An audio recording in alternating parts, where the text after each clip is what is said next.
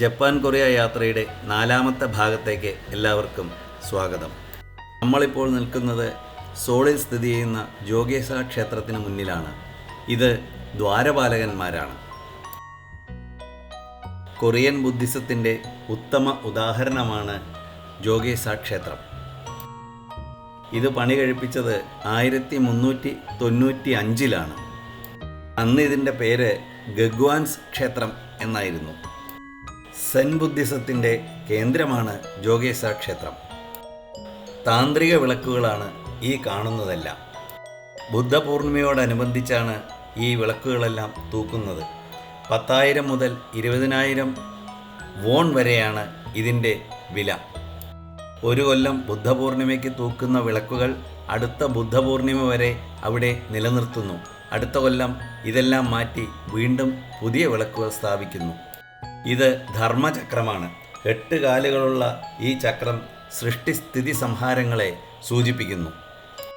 Korean വാസ്തുവിദ്യയിൽ നിർമ്മിച്ചിട്ടുള്ള ഈ ക്ഷേത്രം വളരെ മനോഹരമാണ്. 3 ബുദ്ധപ്രതിമകളാണ് ഈ ക്ഷേത്രത്തിനുള്ളിലുള്ളത്. ഞങ്ങൾ ചെന്ന സമയം പ്രാർത്ഥനാ സമയമായിരുന്നു.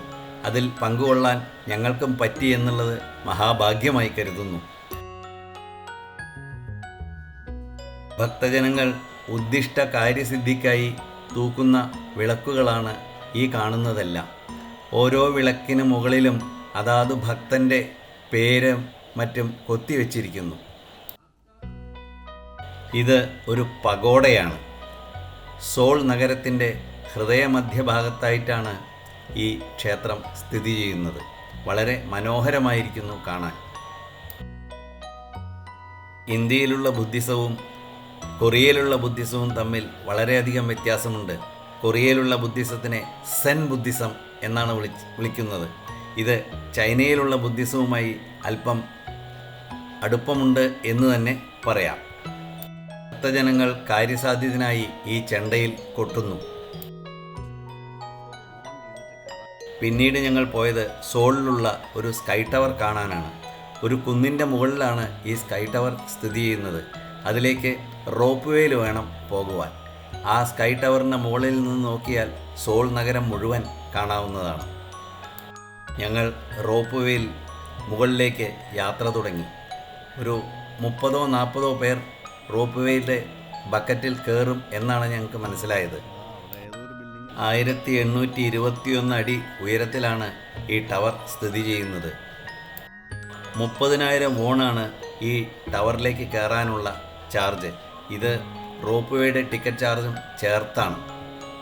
ഞങ്ങൾ മുകളിലേക്ക് കയറുമ്പോൾ തെളിഞ്ഞ ആകാശമായിരുന്നെങ്കിലും തിരിച്ച് ഇറങ്ങുമ്പോഴേക്കും മഴക്കാറ് കൂടി എന്ന് മാത്രമല്ല, ഐസ് ഫോൾ വരെ ഉണ്ടായിരുന്നു.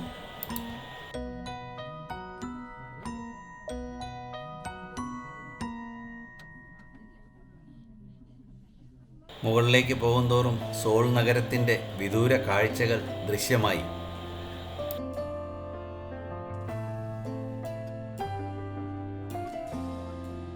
യിലെ ബക്കറ്റുകളെല്ലാം വളരെ വലുതാണ്. 40 പേര് വെച്ചിട്ടാണ് ഓരോ ബക്കറ്റിലും ആൾക്കാരെ കയറ്റുന്നത്.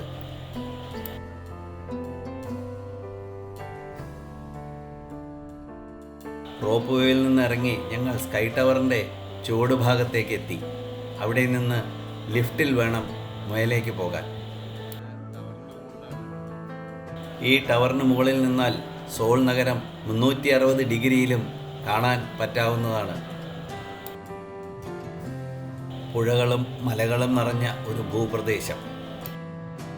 എല്ലാ ബിൽഡിങ്ങുകളും 50-60 നിലകളുള്ളതാണ്.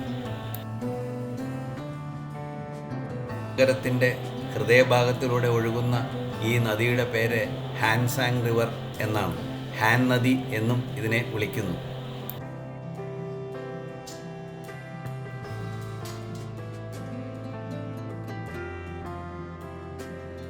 ഈ സ്കൈ ടവറിലെ ഗ്ലാസ് ഭിത്തിയിൽ ഞാൻ നിന്നെ സ്നേഹിക്കുന്നു എന്ന് മലയാളത്തിൽ എഴുതി വച്ചിരിക്കുന്നത് കണ്ട് വളരെ അത്ഭുതം തോന്നി. ഇത് ഒരു ക്യാൻഡി ഷോപ്പാണ്. പല നിറത്തിലും വർണ്ണത്തിലുമുള്ള ക്യാൻഡികൾ ഇവിടെ വളരെ പ്രസിദ്ധമാണ്. ഞങ്ങളും വാങ്ങി കുറച്ച് ക്യാൻഡികൾ. ടൂറിസ്റ്റുകളെ എങ്ങനെ ആകർഷിക്കണം എന്നതിൽ ഇവർ വളരെ മിടുക്കരാണ് എന്ന് നമുക്കിത് കണ്ടാൽ മനസ്സിലാവും. സ്കൈ ടവറിൽ നിന്നും താഴെ ഇറങ്ങിയ ഞങ്ങൾ അവിടെ കണ്ട ഒരു ചെറിയ ചായക്കടയിൽ കയറി ഒരു ചായ കുടിച്ച് ഞങ്ങളുടെ വിശപ്പ് മാറ്റി. ഇവിടെ ഒരു ബീർ ഫെസ്റ്റിവൽ നടക്കുന്നുണ്ടായിരുന്നു. പലരും വന്ന് അത് സ്വാദ് നോക്കുന്നുണ്ടായിരുന്നു. മിക്കവാറും സ്ഥലത്ത് 7-Eleven എന്ന കട ഞങ്ങൾക്ക് കാണാൻ കഴിഞ്ഞു. ഇത് വളരെ പ്രസിദ്ധമായിട്ടുള്ളൊരു കടയാണ് അവിടുത്തെ.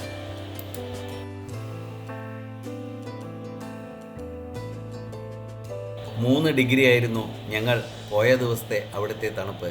എന്നാൽ രാത്രി ഇത് -2 വരയ്ക്കും എത്തിയിരുന്നു എന്ന് ഞങ്ങൾക്ക് മനസ്സിലായി. ആകാശം പെട്ടെന്ന് മേഘാവൃതമായാൽ ഉടനെ ഐസ് ഫാൾ ഉണ്ടാവും എന്നുള്ളത് അവിടുത്തെ നാട്ടുകാർ ഞങ്ങളെ പറഞ്ഞ് ധരിപ്പിച്ചു. അത് പറഞ്ഞത് ശരിയാണ്. അതുപോലെ ഐസ് ഫാൾ ഉണ്ടായി.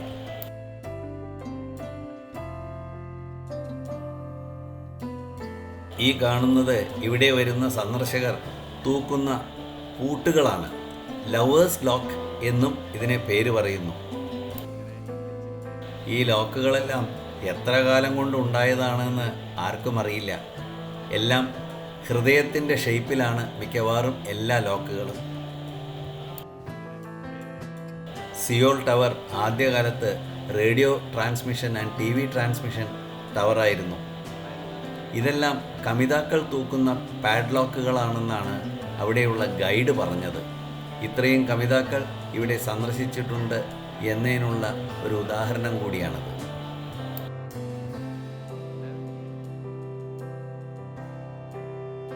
ഈ കാണുന്നത് ചിമ്മിനികളാണ്. രാജ്യഭരണക്കാലത്തും ഈ ചിമ്മിനികൾ ഉണ്ടായിരുന്നു. ഈ ചിമ്മിനിയിലൂടെ പുക പുറത്തു വന്നാൽ ആ ഭൂപ്രദേശത്ത് എന്തോ ഒരു അപകടം നടന്നിരിക്കുന്നു എന്ന് ജനങ്ങളെ അറിയിക്കുന്നതിനുള്ള പണ്ടുള്ള ഒരു സംവിധാനമായിരുന്നു ഇത്. ഇന്നത്തെ വീഡിയോ ഇവിടെ അവസാനിക്കുന്നു. എല്ലാവർക്കും നന്ദി.